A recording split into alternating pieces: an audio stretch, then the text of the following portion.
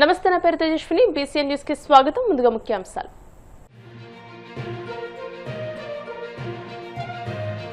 నేను కాదు మనం అనే సామూహిక స్ఫూర్తితో ప్రతి ఒక్క అధికారి పనిచేయాలి. జిల్లా కలెక్టర్లు, ఎస్పీలకు ముఖ్యమంత్రి చంద్రబాబు దిశానిర్దేశం.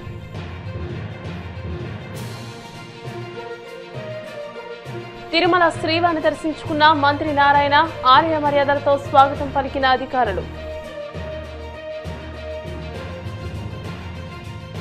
కూటమి ప్రభుత్వ పాలనలో రైతులు పండించిన ఏ పంటకు గిట్టుబాటు ధర లభించడం లేదు. వైసీపీ రైతు విభాగం రాష్ట్ర అధ్యక్షుడు రామారావు విమర్శలు.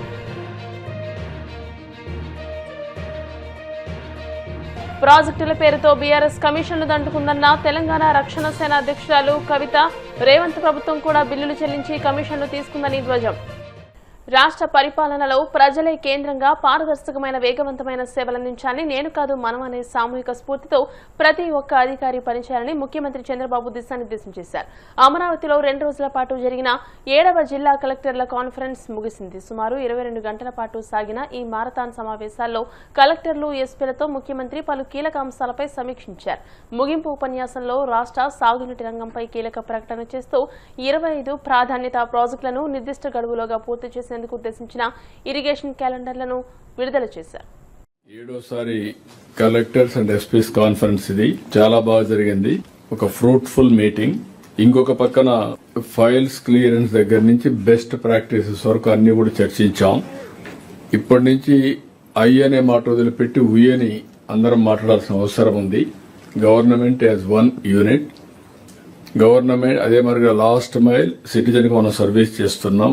Either police or bureaucracy, civil bureaucracy, అదే మరి పాలిటీషియన్స్ అందరం కూడా. అయితే మనందరం ఒక టీమ్ గా పనిచేసినప్పుడు ఇంకా మంచి ఫలితాలు వచ్చే అవకాశం ఉంటుంది. అందుకే ఈ సాంప్రదాయానికి కూడా కలెక్టర్ అండ్ ఎస్పీ కోహెషన్ తో పనిచేయాలి. జిల్లా magistrate is collector. Law and order maintain చేయాల్సిన బాధ్యత ఎస్పీ పైన ఉంటుంది. అదే సమయంలో ఎక్కడైతే కమిషనర్స్ ఉంటారో అక్కడ డిఫరెంట్ పవర్స్ కూడా ఉన్నాయి. అయితే ఈరోజు మనం ఒక మంచి మార్పు కోసం ముందుకు పోతున్నాం.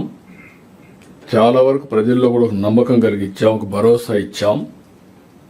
వాళ్ళ యొక్క నమ్మకాల్ని మనం ఎంతవరకు నెరవేర్చగలం ఇవన్నీ చేస్తూనే ఉన్నాం.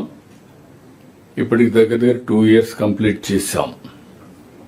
The next 3 years should deliver results bigger than the last 2 years. ఇంకొక పక్కన మనం పనిచేయడం ఎంత ముఖ్యమో స్పీడ్గా చేయడం కూడా చాలా అవసరం. అదే మరి కన్సర్న్ చూపించడం కూడా చాలా అవసరం.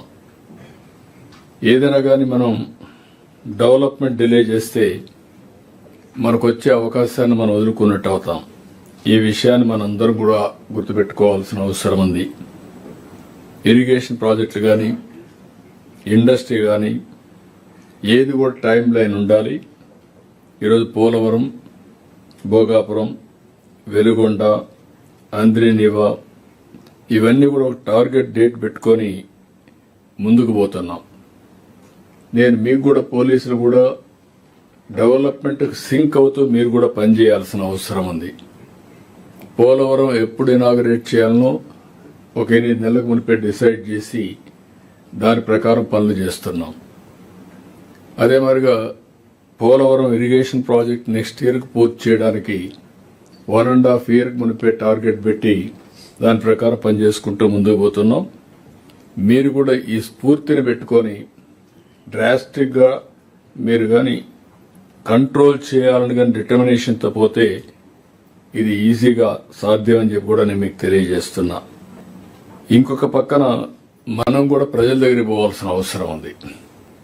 SP law and order maintain చేస్తే ప్రజలకు ఎంత స్ట్రిక్ట్ గా ఉంటే, ఎంత దూరంగా ఉంటే అంత ఇంపాక్ట్ వస్తుంది అనుకుంటాం. ప్రజలకు ఫ్రెండ్లీగా ఉండాలి. యాంటీ సోషల్ ఎలిమెంట్స్ భయం ఉండాలి. అది ఎక్కడికక్కడ మనం ఎస్టాబ్లిష్ చేసుకోవాల్సిన అవసరం ఉంది. గుడ్ గవర్నెన్స్ అనేది ఎప్పుడు కూడా ఎఫిషియన్సీ ఉండాలి. మనం డీల్ చేసే ప్రతి ఒక్క ఇష్యూలో ఎంపతి ఉండాల్సిన అవసరం ఉంది. ఈరోజు కలెక్టర్స్ అందరితో మాట్లాడినప్పుడు ప్రజా దర్బార్ పెట్టాం. గ్రీవెన్స్ వస్తున్నాయి, కానీ అవి ఒక పద్ధతి ప్రకారం ఛానలైజ్ చేయకుండా ఇంకా కొద్దిగా ఆ సాటిస్ఫాక్షన్ కానీ ప్రాబ్లమ్స్ సాల్వ్ కావడం కానీ కొన్ని ప్రాబ్లమ్స్ ఉన్నాయి. అందుకే ఎవ్రీ మండే జిల్లాలో మీరు మీటింగ్లు పెట్టుకుంటారు, ప్రజా దర్బారు పెట్టుకుంటారు. కానీ ఎవ్రీ ఫ్రైడే ఒక నియోజకవర్గానికి వెళ్ళి ఆ నియోజకవర్గంలో ఒక హాఫ్ ఎ డే మీరందరూ 1 డే కానీ హాఫ్ డే కానీ స్పెండ్ చేసి ఆల్ ప్రాబ్లమ్స్ సాల్వ్ చేయగలిగితే రిపీటెడ్గా 4 విజిట్స్ కంటిన్యూగా ఆ కాన్స్టిట్యున్సీ పోతే మీకు కంట్రోల్ వస్తుంది. కలియుగ ప్రత్యక్ష దైవం తిరుమల శ్రీ వెంకటేశ్వర స్వామివారిని మంత్రి నారాయణ దర్శించుకున్నారు. వీఐపీ విరామ దర్శన సమయంలో స్వామివారి సేవలో పాల్గొని మొక్కులు చెల్లించుకున్నారు. దర్శనానంతరం వీరికి రంగనాయకుల మండపంలో వేద పండితులు వేద ఆశీర్వచనం అందించగా ఆలయ అధికారులు స్వామివారి తీర్థ ప్రసాదాలను చేసి పట్టువస్త్రంతో సత్కరించారు. కూటమి ప్రభుత్వం అధికారంలోకి వచ్చినప్పటి నుండి రైతులు పండించిన ఏ పంటకు గిట్టుబాటు ధర లభించడం లేదని వైసీపీ రైతు విభాగం రాష్ట్ర అధ్యక్షుడు రామారావు మండిపడ్డారు. కోనసీమ జిల్లా అమలాపురంలోని తన క్యాంపు కార్యాలయంలో మొక్కజొన్న పొగాకు రైతులు పడుతున్న ఇబ్బందులపై ఆయన మీడియాతో మాట్లాడారు. రైతుల పక్షాన పోరాడడానికి వైసీపీ ఎప్పుడూ సిద్ధంగా ఉంటుందని స్పష్టం చేశారు. తక్షణమే ప్రభుత్వం స్పందించి రైతులను ఆదుకోవాలని రామారావు డిమాండ్ చేశారు. కూటమి ప్రభుత్వం అధికారంలోకి వచ్చిన తర్వాత ఈ రాష్ట్రంలో రైతులు పండించిన ఏ పంటకి కూడా కనీస మద్దతు ధర దొరకకపోవటం మనం చూస్తూనే ఉన్నాం. గత సంవత్సరం చూసాం ఇదే సీజన్లో శనగ, మొక్కజొన్న, పొగాకు, కోకో, అరటి, మామిడి, సజ్జ, టమాటా ఇలాగ ఏ పంట తీసుకున్నా సరే ఒక్క పంటకు కూడా కనీస మద్దతు ధర దొరకకపోవటం, రైతులను ఆదుకోవాల్సిన ప్రభుత్వానికి చీమ కూడా కొట్టకుండా అలాగ వదిలేసిన సంగతి గత సంవత్సరం నుంచి మనం ఈ కూటమి అధికారంలో వచ్చినప్పటి నుంచి మనం చూస్తున్నాం. గత సంవత్సరం మరీ ముఖ్యంగా ప్రతి ఏ పంటకి కూడా రాయలసీమ ప్రాంతం దగ్గర నుంచి శ్రీకాకుళం వరకు పండిన ఏ పంటకి కూడా కనీస మద్దతు ధర రాక రైతులు టమాటాలు కానీ మామిడి కానీ అరటిపళ్ళు కానీ వదిలేసిన సంఘటనలు మనం చూస్తూనే ఉన్నాం. ఈ సంవత్సరం కూడా కొత్తగా ఏమీ లేదు.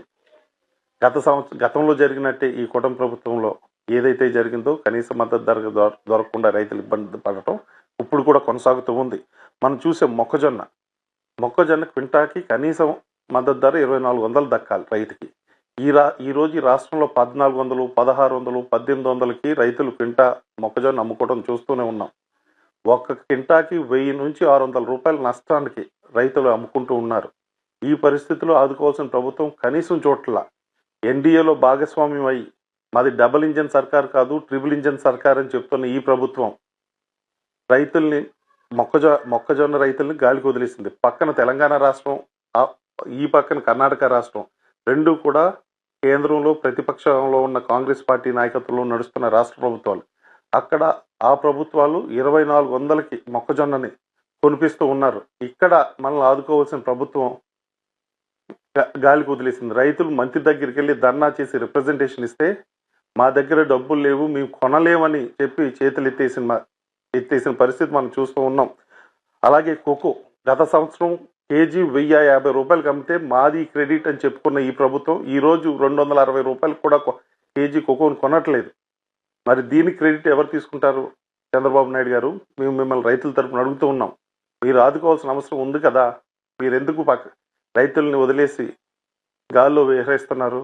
అలాగే పొగాకు నిన్న గోపాలపురం నియోజకవర్గంలో దేవరపల్లిలో రైతులు ధర్నా చేశారు. రైతులతో పాటు మేమందరూ వెళ్ళి పాల్గొన్నాం. కనీసం 265 రూపాయలు కూడా కేజీ పొగాకు అక్కడ కొనట్ల. నిరుడు ఇదే సమయంలో 450 రూపాయలు పలికిన కేజీ పొగాకు ఈ రోజు 265 రూపాయలు కూడా పలకట్లేదు. వాళ్ళ ఖర్చులు ఇవన్నీ 300 పైన ఖర్చు అవుతుంది. మా వడ్డీ లీజ్ ఇవన్నీ తీసుకుంటే 350 రూపాయలు మాకు వస్తే మాకేమన్నా గిట్టుబాటు కదా, అయిన ఖర్చులు చేతికి వస్తాయి అనే మాట రైతులు అక్కడ మాట్లాడుతున్నారు. కానీ ఈ రోజుకి కూడా కొనుగోలు పూర్తి స్థాయిలో మొదలు కాని పరిస్థితి. 85 మిలియన్ కేజీల పొగాకు ఈ రాష్ట్రంలో పండితే ఈ రోజుకి 1 మిలియన్ కొన్నట్టుగా నిన్న టొబాకో బోర్డు అధికారులు చెప్తూ ఉన్నారు. ఇంకెప్పుడు కొంటారు? ఎందుకంటే రైతు హార్వెస్ట్ చేసిన తర్వాత అది నిల్వ పెట్టుకుంటే దాని క్వాలిటీ తగ్గిపోతే వచ్చి ధర కూడా రాదనే భయం రైతులు అక్కడ వ్యక్తం చేస్తూ ఉన్నారు. అక్కడ నిన్న రైతు ఓ మాట అన్నాడు, చాలా బాధ కలిగింది ఆ మాట వింటే. ప్రభుత్వాలు ఇలాంటి క్రైసిస్ సమయంలో మేము ఉన్నాం మీకు అని ముందుగా ధైర్యం చెప్పి రైతులకి ధైర్యం చెప్పి మీకు అండగా ఉంటామని చెప్పి వాళ్ళు కొనే ప్రయత్నం చేయాలి. నెల్లూరు జిల్లా గూడూరు పట్టణంలోని శ్రీ చెన్నకేశవ స్వామివారి దేవస్థానంలో వార్షిక బ్రహ్మోత్సవాలు వైభవంగా జరుగుతున్నాయి. ఉత్సవాలలో భాగంగా స్వామి అమ్మవార్లకు విశేష అలంకరణ ఏర్పాటు చేసి ద్వాదశారాధన, ఏకాంత సేవ, పలు రకాల పుష్పాలతో పుష్పయాగం ఘనంగా నిర్వహించారు. భక్తులు అధిక సంఖ్యలో హాజరై స్వామి అమ్మవార్లను దర్శించుకుని తీర్థప్రసాదాలు స్వీకరించారు.